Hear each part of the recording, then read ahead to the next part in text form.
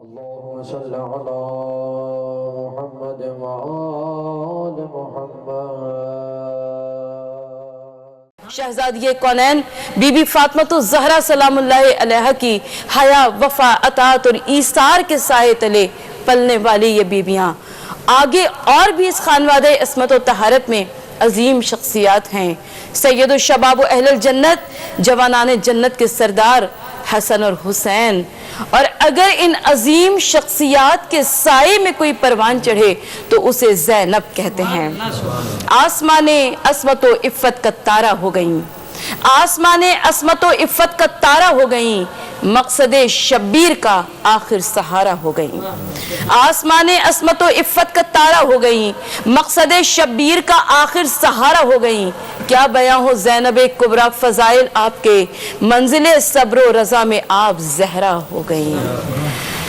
شریکت الحسین ثانی زہرا جناب زینب کبریٰ، کائنات آدم و عالم میں ہمیں یہ ایک عظیم ہستی ایسی نظر آتی ہے جو کربلا کے میدان میں ثانی زہرا قرار پائی۔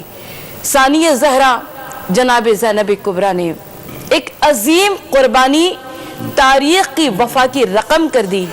28 رجب کو مدینہ چھوڑا، بھائی کے قدم بقدم سرزمین کربلا پر پہنچی۔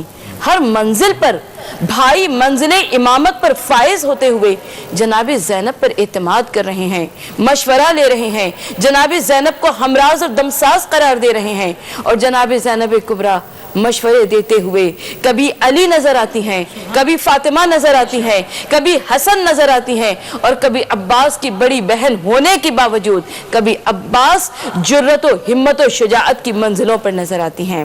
کربلا میں آ گئی 9 محرم کی تاریخ، کربلا میں نمودار ہو گئی وہ عظیم شب جسے شب عاشور کہتے ہیں۔ شب عاشور میں خواتین کی عزم و ہمت، خواتین کا بلبلہ، خواتین کی جرأت ہمیں منزل اوج کمال پر نظر آتی ہے کہ ایک جانب اصحاب حسین، جس وقت کے امام علی مقام نے چراغ خیمہ کو گل کر کے اپنے اصحاب سے کہا کہ جسے جانا ہو چلا جائے، جانے والوں کے لیے راستے کھلے ہیں، آنے والوں کے لیے راستے بند ہیں۔ اصحاب حسینی نے کہا کہ مولا 1000 مرتبہ زندگی ملے گی آپ پر سے جان کو قربان کر دیں گے، اور دوسری جانب خیام میں وہ بیبیاں، خانوادہ عصمت و طہارت کی وہ بیبیاں اپنے اپنے جگر گوشوں کو، اپنے اپنے لخت جگر اپنے سامنے بٹھائے ہوئے تاریخ وفا کی قربانی کی دہرا رہی تھیں۔ کبھی علی مرتضیٰ کے قصے، کبھی حضرت حمزہ کے قصے، کبھی جعفر طیار کے قصے، اور یہ نہ سمجھیے گا کہ یہ تمام کی تمام خواتین علی و فاطمہ کی گود کی پروردہ تھیں۔ بہت سی خواتین ایسی تھیں جو کہ سادات کے گھرانے سے نہیں تھیں، مگر ان میں کوئی بھی عزم و ہمت کی منزل پر کم نہیں تھی۔ ام رباب کو دیکھ لیجئے، 2 بچے قربان کیے، تاریخ کربلا کو امر کر دیا علی اصغر اور سکینہ نے۔ ام لیلہ کو دیکھ لیجئے، ایک علی اکبر ہے، ہم شکل پیمبر ہے۔ کربلا کی تاریخ زندہ و جاوید ہو گئی علی اکبر کے کلیجے کی سنی سے۔ ام فروہ ہیں، بیوہ حسن مشتبہ کی، اور 13 برس کا قاسم ہے، لاش کے ٹکڑے ہیں اور شکر خدا ہے۔ بہت ساری خواتین، یہ تو پھر بھی خانوادہ عصمت و طہارت کی پروردہ خواتین تھیں۔ آ جائیے زوجہ زہیر بن قین کی جانب، آ جائیے مادر وہاب کلبی کی جانب، آ جائیے بہت ساری ایسی خواتین کہ جنہوں نے اپنا سب کچھ قربان کر دیا دین اسلام کی خاطر، دین اسلام کو زندہ و جاوید کر دیا۔ شب عاشور گزری، یوم عاشور نمودار ہو گیا۔ آج قربانی آل محمد کا دن ہے، آج ایثار کا دن ہے، آج وفاؤں کا دن ہے، آج عہد وفا کا دن ہے، اور ہم نے یہ دیکھا کہ کربلا کے میدان میں یہ خواتین ہر مقام پر سب سے آگے نظر آئیں، اس لیے کہ یہ وہ خواتین تھیں جنہوں نے اپنے سہاگ، اپنے وارث کو بھی میدان میں بھیجا، اپنی گود کے پالوں کو بھی میدان میں بھیجا، کسی کی زبان پر کوئی حرف شکایت نہ آیا۔ امام علی مقام مقتل کربلا میں شہید ہو گئے، وارث مقصد حسین جناب زینب کبریٰ قرار پائیں۔ شام غریبہ کے گھپ اندھیرے میں ہمیں وہ منظر نظر آیا کہ آج زینب اور ام کلثوم علی و فاطمہ کی بیٹیاں کبھی عباس نظر آتی ہیں، کبھی حسین نظر آتی ہیں، کبھی حسن نظر آتی ہیں، کبھی علی نظر آتی ہیں۔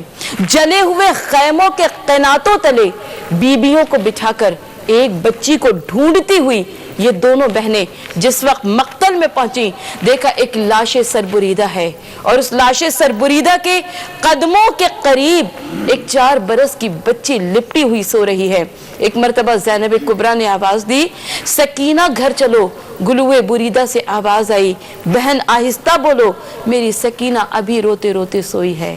شام غریبہ میں زینب سکینہ کی محافظ، یتیموں کی، بیواؤں کی پہرہ دار قرار پائی، اور 11ویں محرم کو یہ لٹا ہوا قافلہ کربلائے حسین سے روانہ ہوا۔ مجھے نہیں معلوم کہ جب کربلائے حسین سے یہ لٹا ہوا قافلہ گزارا گیا، ہاتھ بازو رسن سے بندھے ہوئے تھے، سید سجاد کے گلے میں طوق خاردار تھا، ہاتھوں میں ہتھکڑیاں تھیں، پیروں میں زنجیریں تھیں، اور بکھرے ہوئے لاشوں کے درمیان سے مقتل سے گزارا گیا ان بیبیوں کو۔ مادر علی اکبر نے علی اکبر جیسا مہرو دیکھا ہوگا، ام فروہ نے قاسم کا ٹکڑے ٹکڑے بدن دیکھا ہوگا، اور ام رباب نے علی اصغر کا 6 مہینے کا جسد اطہر دیکھا ہوگا۔ جناب زینب کبریٰ نے بھائی کی لاش کو دیکھا ہوگا۔ کیسے ان بیبیوں نے اس عظیم منزل کو طے کیا ہوگا، اور جب کربلائے حسین سے گزرتی ہوئی یہ بیبیاں کوفہ اور شام کے بازاروں میں پہنچیں، کوفہ اور شام کے بازاروں سے ہوتی ہوئی شام کے دربار میں اور شام کے زندان میں مقید ہوئی۔ زینب علی مرتضیٰ کی بیٹی، شہزادی کونین کی بیٹی، کوفہ اور شام کے بازاروں میں کبھی علی نظر آئی، کبھی فاطمہ نظر آئی، کبھی عباس نظر آئی۔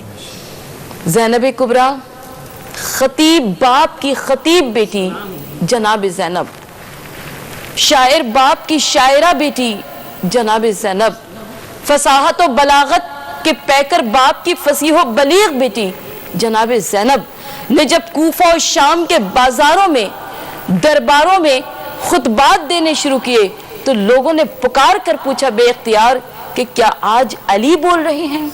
وہی آواز، وہی انداز، وہی گفتار، وہی طریقہ گفتگو، اور جناب زینب کبریٰ اپنے کنبے کو لے کر شام کے اندھیرے زندان میں مقید ہو گئیں۔ وہ شام کا اندھیرا زندان جو جناب سکینہ کی یادگار بن گیا، ننھی سی لہد بن گئی 4 برس کی معصوم بچی کی، اور ننھی سی سکینہ کا اس دنیا سے گزر جانا، اس کی ننھی سی قبر شام کے اندھیرے زندان میں بن جانا اہل بیت اطہار کی رہائی کا سبب بن گیا۔ یقیناً 14 صدیاں گزر جانے کے بعد میں کربلا کی خواتین کو سلام کرتی ہوں کہ انہوں نے قید و بند کے مصائب برداشت کیے، انہوں نے اسیری کو برداشت کیا، انہوں نے بیردائی کو برداشت کیا، لیکن اس کے باوجود ان کی زبان پر حرف شکایت نہ آیا۔ یہ اپنے عزم و عمل سے اظہار کرتی رہیں کہ جو حسین کا ارادہ وہ ہمارا ارادہ۔ یہ کربلا کی امین بن گئیں، یہ کربلا کی مظہر بن گئیں یہ خواتین، اور جناب ثانی زہرا اور بی بی سکینہ شام میں فاتح کربلا و فاتح شام قرار پائیں۔ آج ہم یہی دعا کرتے ہیں کہ پروردگار عالم جناب زینب کے روضے کی حفاظت فرمائے، میری چھوٹی شہزادی بی بی سکینہ کے روضے کی حفاظت فرمائے، اس لیے کہ یہ وہ بیبیاں ہیں کہ جنہوں نے مقصد حسین کو زندہ و جاوید کر دیا، پیغام حسینی کو زندہ و جاوید کر دیا۔ امام علی مقام سید الشہداء امام حسین علیہ السلام کربلا میں شہید ہو کر سرخرو ہو گئے، مگر زینب فاتح شام قرار پائیں۔ ہمارا سلام علی و فاطمہ کی عظیم بیٹیوں پر۔ اللہم صلی علی محمد وآل محمد